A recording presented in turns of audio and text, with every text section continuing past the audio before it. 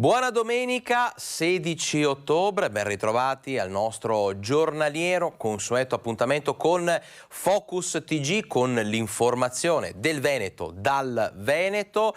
Siamo in diretta come sempre e lo saremo fino alle 13 per portare a casa vostra tutte le notizie, gli approfondimenti e le nostre inchieste. Parleremo di cronaca senza dubbio, ma poi tematiche di stretta attualità. Continueremo a dare voce ai cittadini per quello che riguarda il problema del rincaro dei costi, poi dobbiamo parlare di anche notizie di costume, notizie di spettacolo, cultura e poi i nostri approfondimenti. Ma bando alle ciance, insomma, entriamo subito nel vivo di questa edizione giornaliera del nostro Focus TG con la doverosa apertura dedicata alla cronaca. Restano in carcere i due presunti killer del 52enne kosovaro ucciso mercoledì sera a Treviso in zona Fiera. Ieri l'udienza di convalida del fermo in carcere a Santabona, entrambi però hanno negato ogni responsabilità. Per il momento si è avvalso della facoltà di non rispondere, dando piena disponibilità a essere sentito di qui a pochi giorni. Chiediamo noi di essere risentiti appena sta un po' meglio, perché era stato ricoverato con ferite non da poco alla testa, dunque è stato un po'. Comunque nega ogni addebito nel modo più risoluto.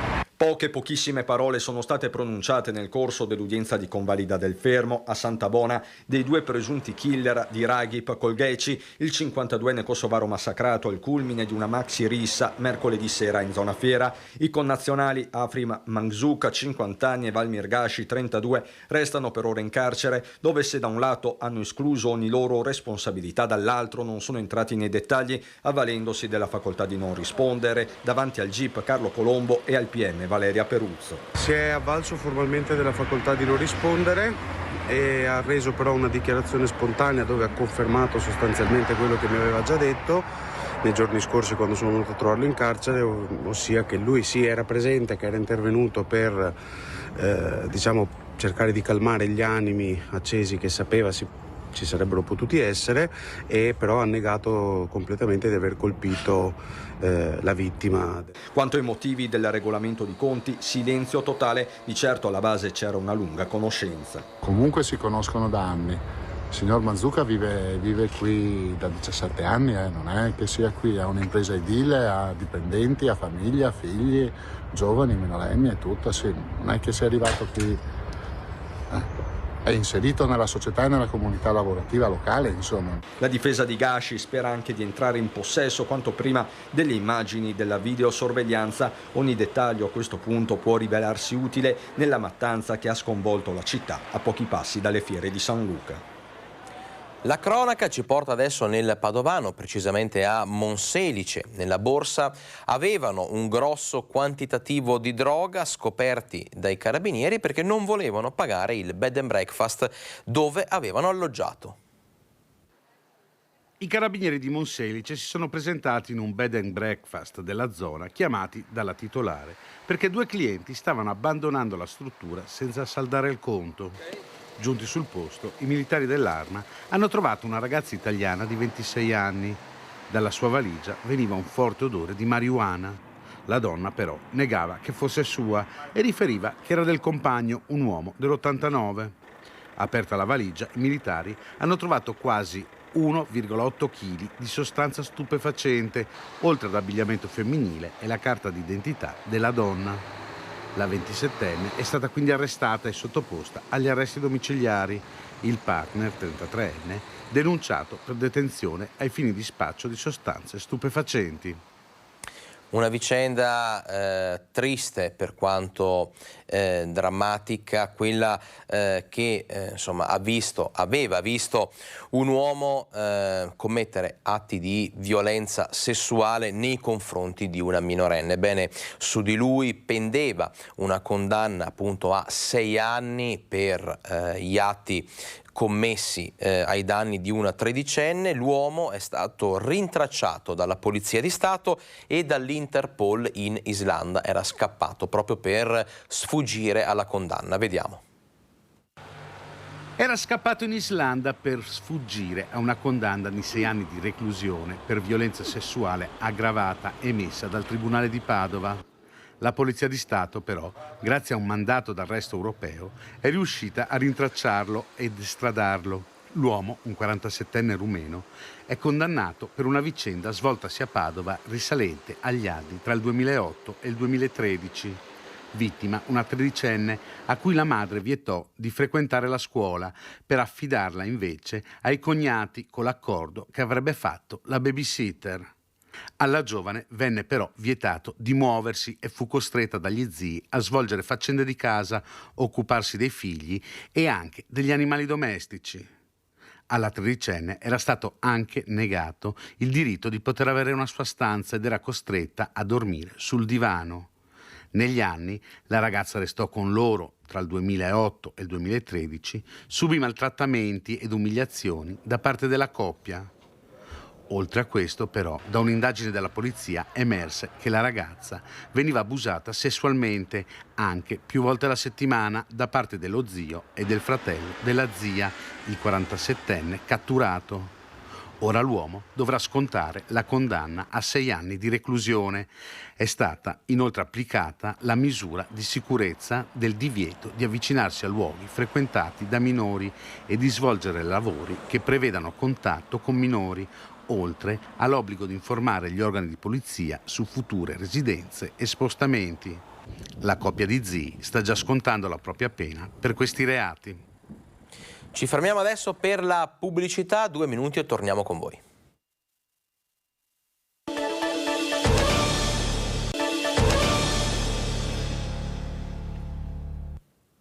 Sono quasi le 12:15, siamo in diretta in vostra compagnia con Focus TG per tutte le notizie e gli aggiornamenti dal Veneto. Adesso lasciamo per un attimo da parte la cronaca, parliamo di attualità, di un problema che stanno vivendo molte famiglie, molte persone, molti automobilisti. Da tempo il prezzo del gasolio ha infatti superato quello della benzina, mettendo in difficoltà autotrasportatori piccoli e grandi. Facciamo il punto della situazione.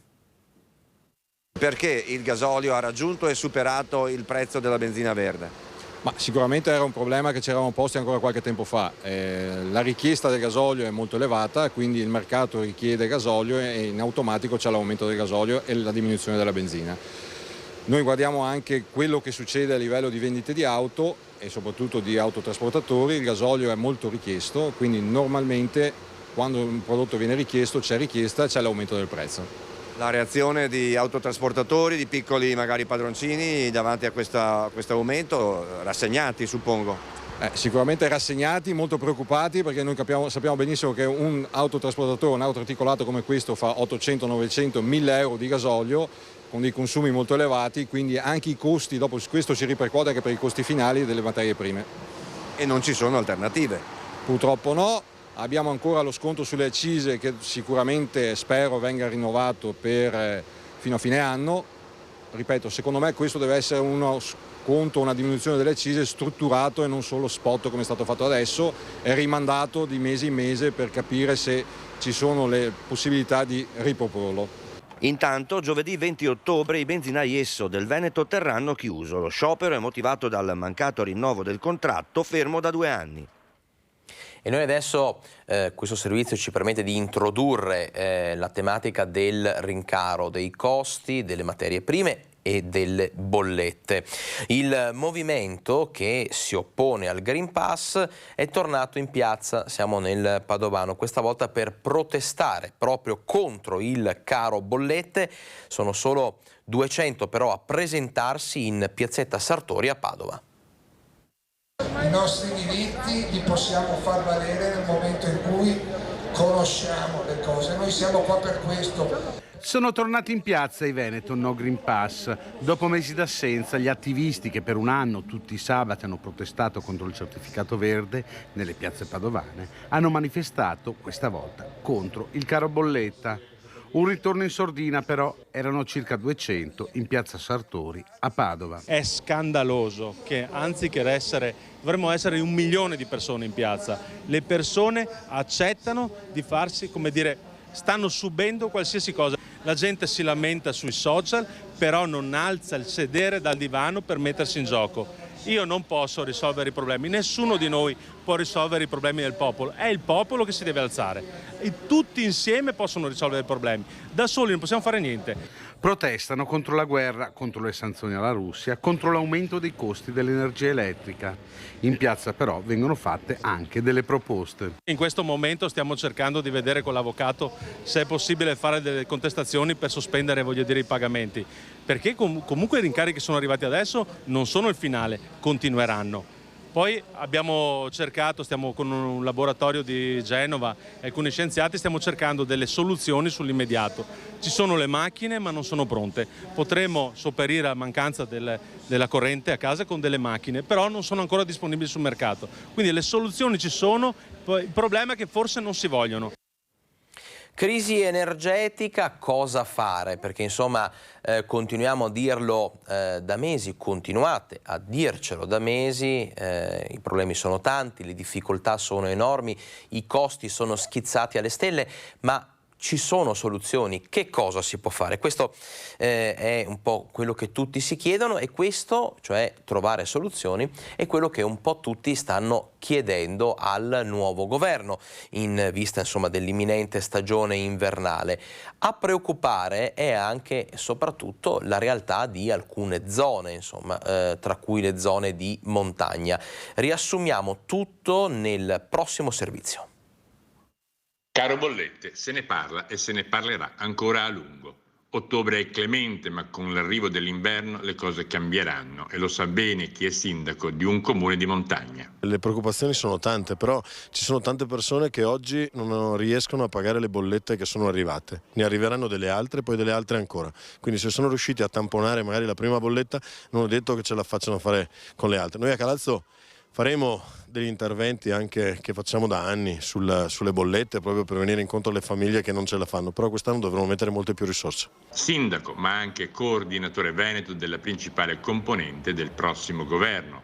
Governo nel quale ha sempre detto di non voler ruoli per non abbandonare la guida veneta di Fratelli d'Italia, ma governo al quale dovrà far ben presente le problematiche delle terre alte. Il governo che verrà ci metterà tutto il suo impegno, sapendo che ci sono problemi che vanno affrontati a livello locale sì, ma che altri e tanti di questi problemi vanno affrontati a livello europeo. È lì che dovremo fare tanta pressione.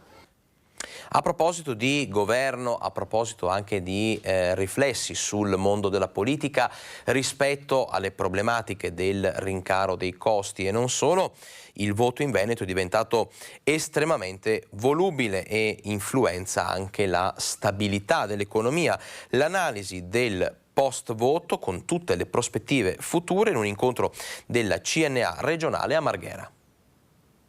Capire cosa è successo dopo il voto e quali sono i prossimi scenari con cui noi, istituzioni e rappresentanti delle associazioni dobbiamo interfacciarci. Le elezioni hanno cambiato nuovamente il quadro politico e le piccole e medie imprese del Veneto si interrogano sul proprio futuro. Ma il recente successo di Fratelli d'Italia non deve stupire in una regione passata dal voto stabile al Partito Popolare prima e alla Democrazia Cristiana poi, al sostegno delle varie figure carismatiche che si susseguono dal 1994, Berlusconi, Bossi, Renzi, Grillo, Salvini e ora Meloni, una scelta che per il Veneto non manca di risvolti economici. In una fase economica oltretutto che è in piena rivoluzione, che richiede progetti di largo respiro, alleanze vaste, obiettivi concreti, altrimenti si rimane indietro, come il Veneto sta rimanendo indietro, ad esempio venendo ormai scavalcato da qualche anno dall'Emilia. A Marghera il presidente di CNA Veneto Moreno De Cola e il segretario Matteo Ribon con tutti i dirigenti provinciali della Confederazione partono da ieri per capire l'oggi e possibilmente il domani. Sarà il nostro compito in queste settimane muoverci per conoscere anche i nuovi protagonisti della scena nazionale che vengono dal territorio veneto e portare avanti l'istanza del nostro territorio anche nel contesto romano. L'oggi comunque è scandito in Veneto da un dato indiscutibile. Sempre meno giovani che dovranno farsi carico di sempre più anziani e con una presenza di immigrati che già oggi è molto consistente. Il caro energia, continuiamo su questo filone anche per i prossimi servizi, perché molte attività hanno il fiato corto. In un locale di Volpago del Montello le bollette sono più che quadruplicate. Noi ascoltiamo la voce dell'imprenditore. Siamo sui 12.200 euro del mese di agosto, quindi di un mese. E calcoliamo che teniamo chiuso un giorno alla settimana, quindi è stato pesante. L'anno scorso a memoria eravamo sui 3.008 più o meno del mese di agosto, quindi in pieno regime, e oggi fatalità ci è arrivata anche quella di settembre. Lì abbiamo fatto 15 giorni di pausa, di ferie, e lì siamo a 4.800 euro. Non sono semplici numeri quelli di Sonia, ristoratrice a Volpago del Montello, 32 anni, da 7 accanto al compagno gestisce questo locale pesce e pizza, le specialità. I margini ora sono sempre più risicati, anche perché il caro bolletta, preceduto dal rialzo delle materie prime, sta già innescando un micidiale effetto domino. Automaticamente vediamo meno clientela anche a pranzo, per il fatto che molti dei nostri clienti, molte aziende hanno iniziato con la cassa integrazione e quindi diventa veramente difficile andare avanti, insomma. Siamo parecchio preoccupati, ecco. Parliamo di 110 coperti contro i 40-60, quindi pesano. Tutti fattori che portano una previsione difficile anche solo da pronunciare. Noi vediamo già difficile arrivare a marzo-aprile se continuiamo così, assolutamente sì. Molti colleghi stanno iniziando a chiudere, a valutare di appunto fermarsi, e quindi non so, secondo la vedo proprio una disfatta, ed è dura, molto dura. Inevitabile guardare a Roma e al nuovo esecutivo. Il messaggio di Sonia è forte e chiaro. Di aiutarci, perché siamo persone che vogliamo lavorare. Abbiamo tenuto duro questi 2 anni di Covid, che sono stati duri per tutti, e insomma noi ce la mettiamo tutto a livello fisico, però ci devono essere e darci una mano, o almeno verificare, insomma, che le cose non vadano oltre un limite non più sostenibile, ecco.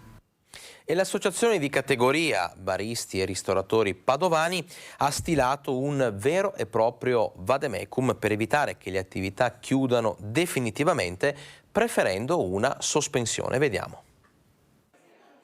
Il caro energia e la conseguente crisi per bar e ristoranti ha spinto l'Appe a stilare un vademecum per aiutare gli imprenditori ad evitare la chiusura definitiva delle attività e trasformarla in una sospensione temporanea, dagli aspetti fiscali a quelli amministrativi e previdenziali, per scongiurare il fermo delle aziende. L'esercente ha uno strumento per poter valutare prima di chiudere definitivamente l'attività se sia il caso, magari per 1, 2 o più, qualche mese, di sospenderla, quindi congelarla, in attesa magari di tempi migliori e poterla quindi riattivare. Per questo abbiamo redatto questo vademecum. Sono molti pubblici esercizi che hanno chiesto aiuto ai rappresentanti di categoria per trovare una soluzione che possa scongiurare l'abbassamento delle serrande definitivo e per salvaguardare l'occupazione. C'è la cassa integrazione, che però non è la cassa integrazione semplificata che operava in tempi Covid, adesso è una cassa integrazione di tipo ordinario, quindi c'è tutta una procedura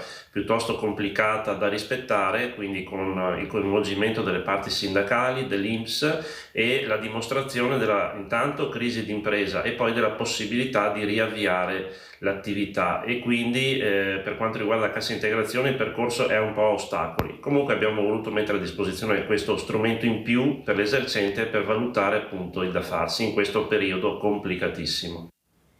Noi adesso ci fermiamo per un'altra piccola pausa pubblicitaria, rientriamo subito con voi per tante altre notizie, i nostri approfondimenti, per continuare anche a parlare di soluzioni a questo momento di difficoltà, al momento di crisi legato ai costi e alle bollette. A fra poco.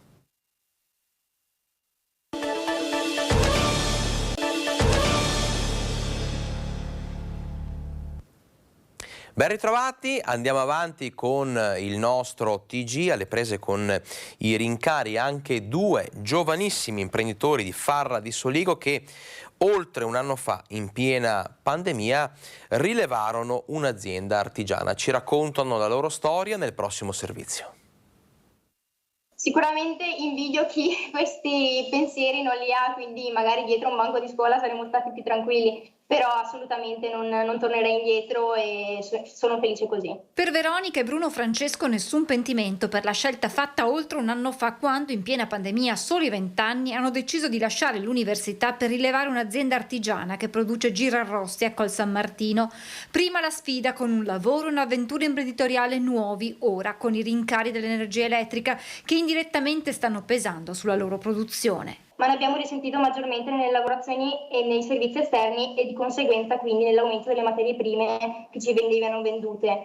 E se si parla di percentuali rispetto all'anno scorso sarà un 30% più o meno, rispetto però rispetto a 2 anni fa e quindi alle fatture e ai dati con cui ci siamo potuti confrontare della precedente attività, anche un 50-60%. Veronica e Bruno Francesco stringono i denti pur di non far ricadere questi aumenti sul cliente finale. Lui affronterà un rincaro che è minore rispetto a quello che è reale, perché se no appunto si va a sforare il prezzo di mercato. Ad aiutargli in questo l'assenza di costi aggiuntivi. In questo momento non abbiamo dei costi aggiuntivi, però ci sono i pro e contro, perché come ha detto lei ovviamente si va a togliere parte del guadagno personale. Ci sono comunque opportunità, ci sono comunque delle soluzioni difficili, chiaramente non attuabili per tutti, non concesse a tutti, ma insomma qualcosina si muove per quello che riguarda l'economia, per quello che riguarda le prospettive future. Ad esempio, tra i comuni che hanno ricevuto il riconoscimento come distretto del commercio, che permette di avere alcune agevolazioni, c'è anche Carmignano di Brenta. Un'opportunità, come si diceva, per il comune dell'Alta Padovana e per chi lavora e vive lì. Carmignano di Brenta è tra i 19 comuni veneti a cui è stato fornito il riconoscimento per il distretto del commercio. Si tratta di una svolta importante per lo sviluppo delle attività produttive locali e per la promozione di industrie e imprese. In questo momento particolarmente difficile per loro, dove gli aumenti di prezzi sono ormai incontenibili, vogliamo essere vicini ai nostri commercianti e attraverso questo progetto avveremo tutta una serie di nuove iniziative che daranno lustro e soprattutto un supporto concreto al nostro tessuto economico. Un riconoscimento nato dal lavoro in sinergia di tutti gli attori coinvolti sul territorio. Sono stati mesi di duro lavoro che hanno visto come protagonisti non solo i funzionari del comune di Carmignano di Brenta, ma anche Ascom, Confoservizi, che ringrazio personalmente, e le attività di Carmignano di Brenta che assieme alle 2 Pro Loco ci hanno dato il loro appoggio. Voltiamo pagina adesso, parliamo di un compleanno speciale, quello degli alpini. Ci spieghiamo meglio. Allora, ieri, esattamente 150 anni fa, a Napoli, l'atto di nascita degli alpini, 3 giorni di festa nel capoluogo partenopeo, presenti chiaramente anche le penne nere del Veneto, il nuovo appello dei vertici a garantire un futuro roseo agli alpini. Tutto questo nel prossimo servizio.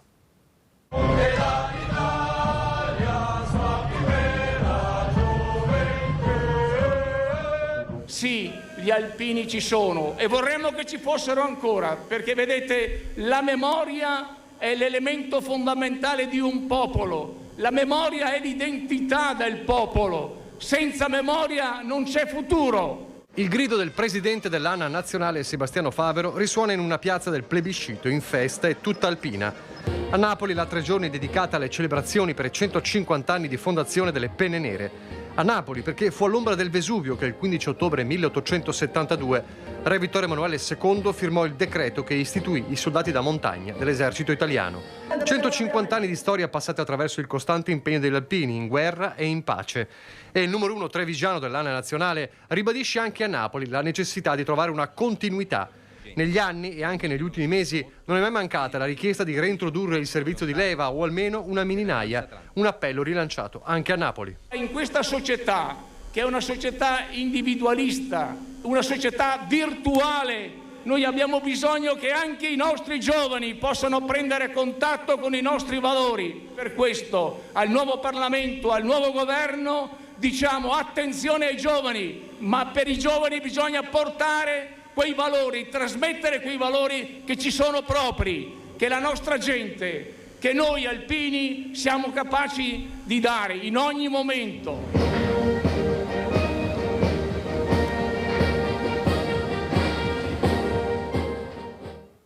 E tra gli alpini che festeggiano i 150 anni delle penne nere abbiamo raccolto il saluto di uno dei più famosi alpini trevigiani, l'artigliere da montagna Giancarlo Gentilini.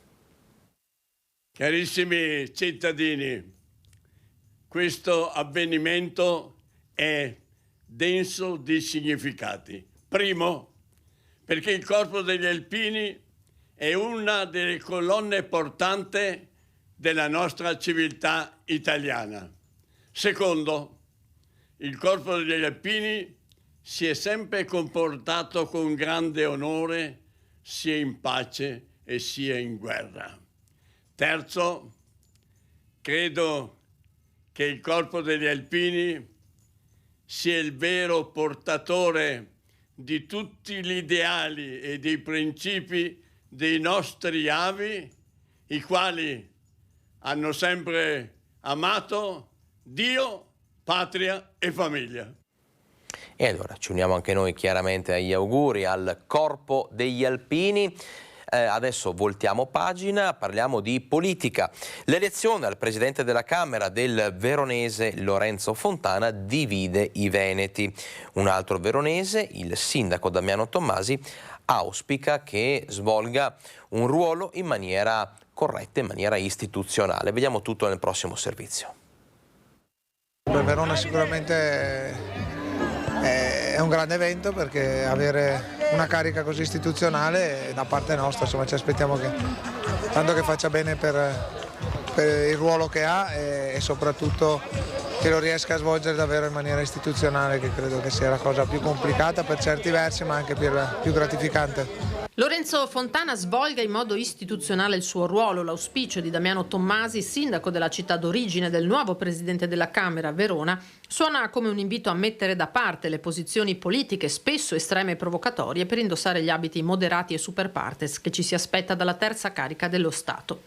Dal Veneto sono i leghisti, ma neppure tutti, a esprimere soddisfazione per l'elezione di Fontana. Lorenzo Fontana è una persona che conosco da tantissimi anni, persona con la quale ho da sempre un bellissimo rapporto, e penso che sia la persona giusta al posto giusto in questo momento, perché è veramente una persona di un altissimo profilo e anche con le idee giuste. Il clima rispetto alla nuova maggioranza è però tutt'altro che sereno, anzi al Colosseo è apparso uno striscione contro il neo presidente del Senato, Ignazio La Russa, con il suo nome scritto al contrario, la stella a 5 punte.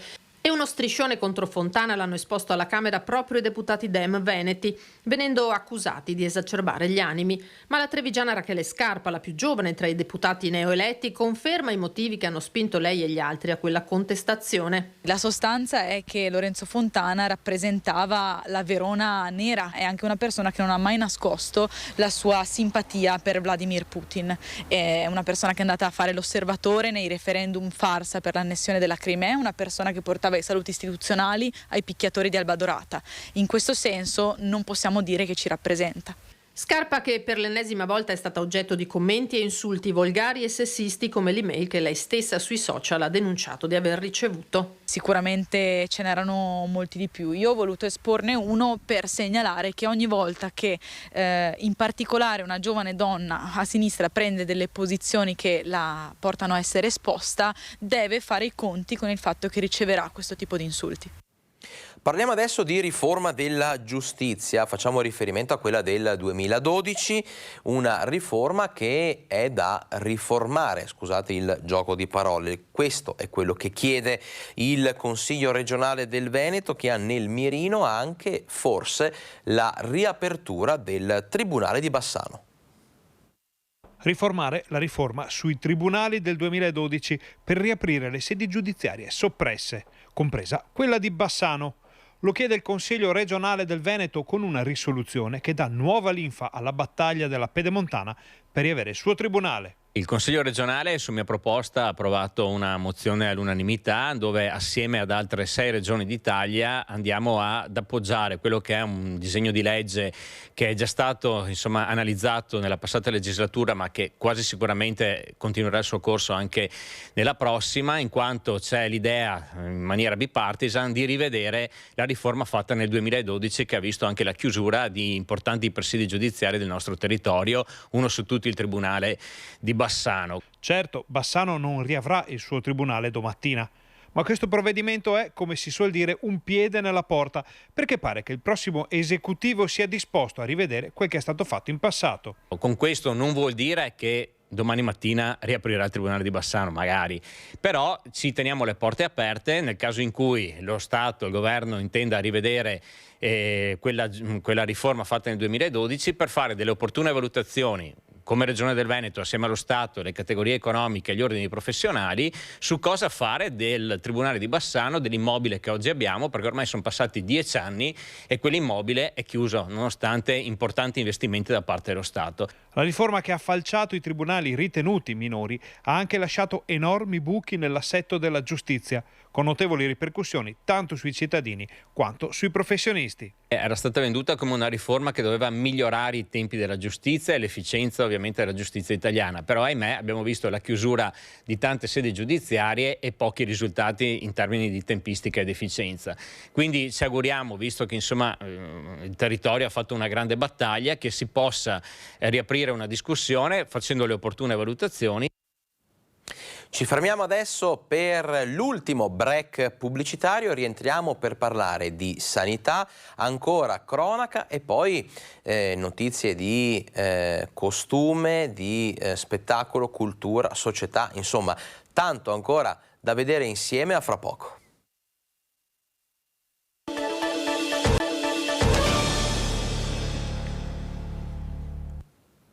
(12:42), ben ritrovati in diretta con Focus TG. Come vi annunciavo prima del break pubblicitario, adesso parliamo di sanità. Ci spostiamo a Bassano del Grappa perché sono tornati in piazza, sono tornati al mercato i banchetti per una sanità diversa, per una sanità migliore, e la gente fa subito la fila per firmare. Ritornano a Bassano i banchetti per la raccolta di firme per una sanità della Pedemontana diversa. E subito la gente fa la fila per sottoscrivere l'appello e per raccontare le proprie esperienze con l'UL7. Eccole le voci dei cittadini che hanno voluto ribadire le proprie istanze a 4 mesi dalla consegna alla direzione generale dell'azienda sanitaria bassanese delle prime 3.000 firme raccolte sul territorio. Ecco il motivo per cui hanno deciso di firmare quel foglio. Se non ci si muove rimaniamo tutti in silenzio o lamentarci in casa e non va bene. Per vedere se in un modo o nell'altro cambiano anche le cose, perché Signore Dio benedetto, guardi, più schifo di così non si può. Perché la sanità non funziona qua a Bassano. E noi siamo anziani, abbiamo bisogno tante volte di andare e bisogna andare a pagamento perché è difficile avere prenotazione. Passano mesi e mesi, quindi speriamo che cambi qualcosa. E c'è anche chi, dopo aver sottoscritto l'appello nella prima tornata, vorrebbe firmare ancora per dare più peso alla mobilitazione. Lei ha già firmato, però avrebbe firmato ancora? Sì, perché vedo che non si muove niente, tutti già fermi, nessun intervento delle autorità qua competenti. Prima i sindaci, che io speravo che l'intervento dei sindaci fosse stato anche il caso Bramezza, invece è tutto fermo, tutto calmo. Fortunatamente io non ne ho bisogno, però chi ne ha bisogno sono nei guai.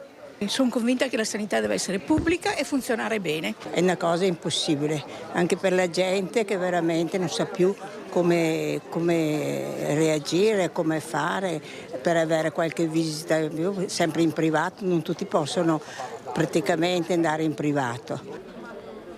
E i promotori dell'iniziativa per una sanità migliore nella Pedemontana si dicono addirittura sorpresi dalla reazione dei cittadini e ammettono c'è ancora tanta strada da fare. Ascoltiamo.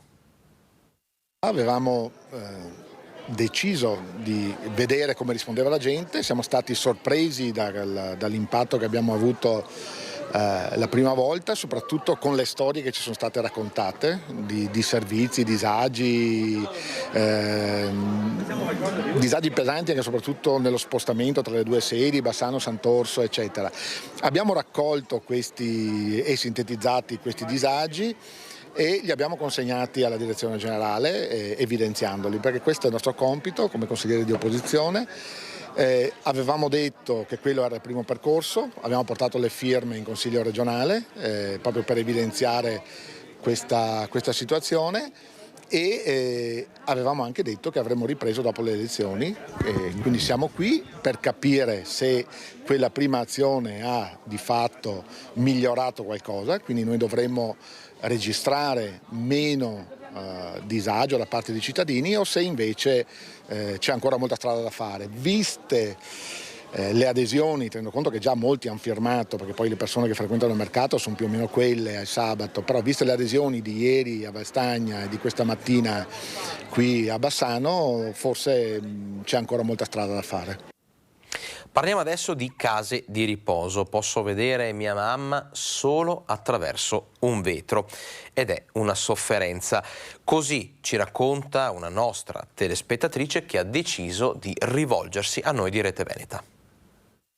La mamma è ospite della casa di riposo di Solagna, ma nonostante i tamponi, mascherine e tutti gli accorgimenti necessari per evitare qualsiasi infezione, non può incontrarlo o vederla se non attraverso un vetro.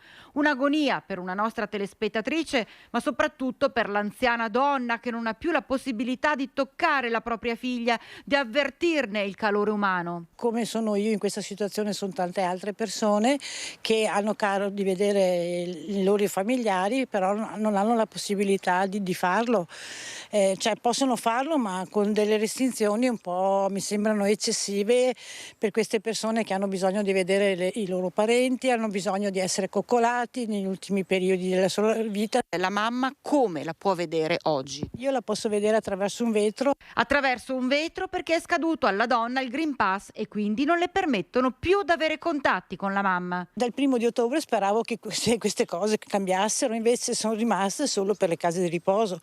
Per tutte le altre cose sono state liberalizzate, non lo trovo giusto, è un disagio grandissimo. E dalle nostre telecamere lancia una sola richiesta. Io chiedo che venga smossa questa situazione, nel senso che ci fossero meno restrizioni per queste persone anziane, anche perché hanno fatto già una vita difficile e di conseguenza devono avere la possibilità, almeno negli ultimi anni o gli ultimi mesi o gli ultimi giorni della loro vita, la possibilità di avere un contatto fisico con i propri cari.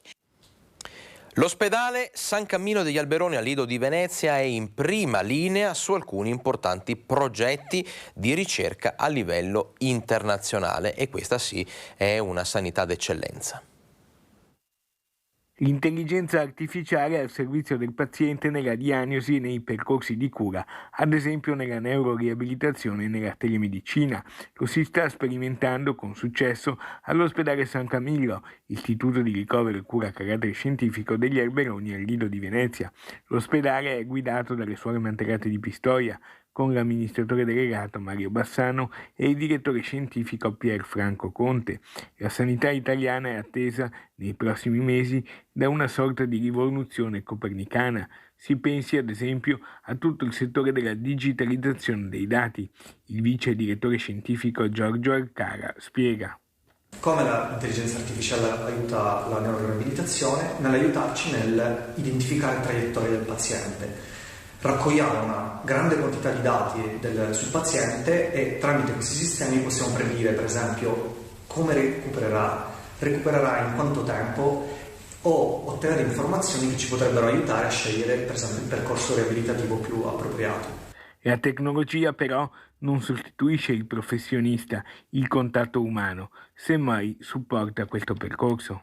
Tutti questi sistemi di intelligenza artificiale hanno il ruolo di un supporto a quella che è inevitabilmente il ruolo centrale del clinico, sia esso medico o terapista. Ma che cos'è l'intelligenza artificiale applicata in campo medico? È possibile definirla come l'abilità di un computer o di una macchina di effettuare dei compiti in maniera intelligente, simile all'uomo, da cui il nome intelligenza artificiale. Allora, torniamo a Bassano nel prossimo servizio, perché anche noi di Rete Veneta siamo tornati in via Bellavitis, una via teatro di degrado e sporcizia post Fiera Franca d'autunno. Siamo tornati per non solo verificare come stavano le cose, ma anche e soprattutto per parlare con l'assessore Mazzocco. Sporco, marciapiedi macchiati di olio di frittura, peggio ancora, olio di frittura gettato in maniera sconsiderata nei tombini. È accaduto durante la Fiera Franca d'autunno in via Bellavitis a Bassano e sono scattate le polemiche, soprattutto da parte di chi vive e lavora nella zona, a dir poco sdegnati. Tutto l'asfalto è impregnato dell'olio e questo per 6-7 mesi presumo che non ce lo tiriamo via. Denunciano il fatto che una cosa del genere non si sia mai verificata in nessuna fiera cittadina e allora abbiamo chiesto chiarimenti all'assessore Mazzocco. Chi opera e chi viene ad operare in Bassano in occasione della fiera dovrebbe lasciare i loghi così come li trova. Addirittura il prossimo anno pensiamo di fotografare all'inizio e alla fine per vedere la diversità di quello che c'è in quel momento. Per quanto riguarda lo sversamento e anche diciamo così, l'imbrattamento lasciato, è una cosa che succede e non dovrebbe succedere tutti gli anni. Lui dice tutti gli anni, ma è la prima volta che si registra in realtà una cosa del genere. In ogni caso il Comune sta prendendo provvedimenti, comminando sanzioni ad hoc. Sanzioni che in caso dello sversamento sui tombini è piuttosto salata, è di 600 euro e 150 euro per l'imbrattamento a quelli che riusciremo ad addossare queste colpe. Bene, anche se forse bisognava intervenire prima perché... Ritengo che è stato un errore gravissimo questo. E allora, se errore è stato commesso dal Comune, l'importante è non perseverare. Continueremo a metterci ancora più attenzione perché la città deve essere lasciata pulita, così come la trovano. Questa è la situazione e ricordiamo che nell'eventualità c'è ancora tempo per coinvolgere anche ARPAV. Al termine di una battaglia legale durata 5 anni, il Tribunale di Vicenza ha condannato il Comune di Rosà a risarcire 1,5 milioni di euro ai parenti di un'anziana annegata in una roggia. Vediamo.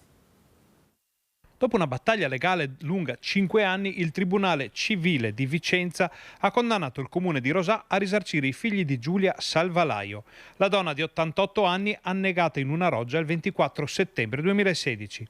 Fra risarcimento vero e proprio e spese processuali, il municipio dovrà versare a tutte le controparti oltre $500.000 di euro. L'88enne, originaria di Martellago, dove aveva vissuto nelle frazioni di Maerne e Olmo, si era trasferita a Rosà nel 2011 per vivere con la figlia, che aveva così potuto seguirla al meglio per le sue patologie.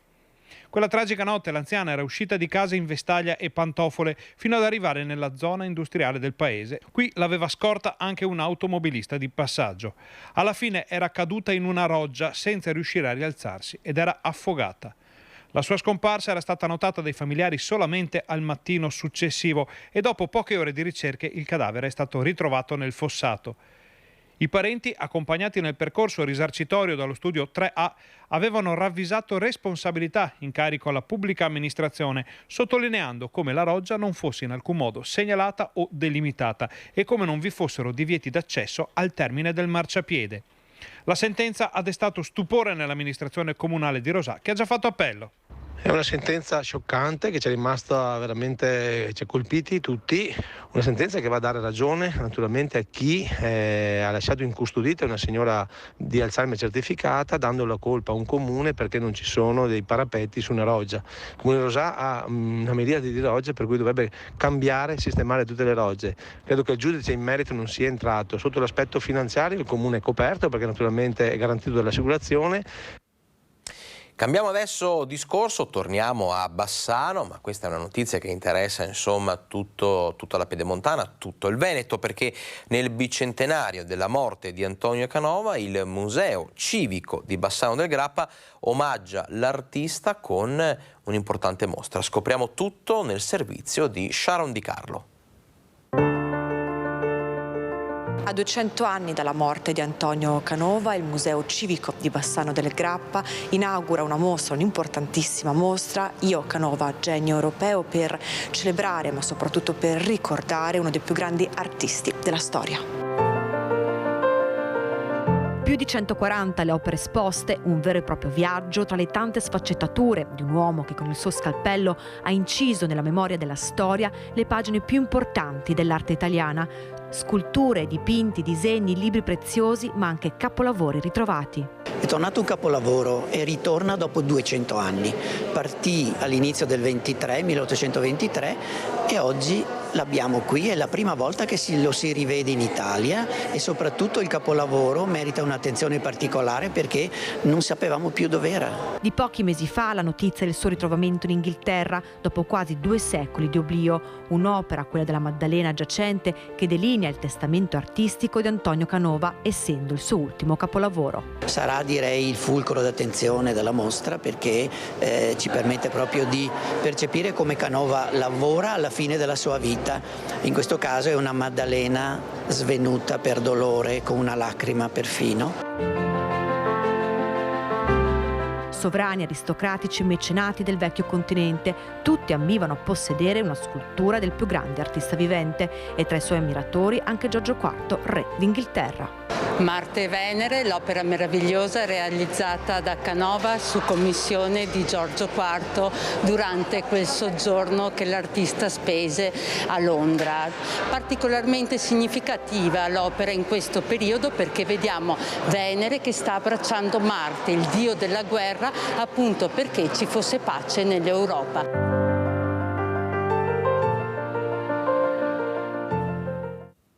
Parliamo di opere pubbliche e di investimenti a Vicenza nel prossimo servizio.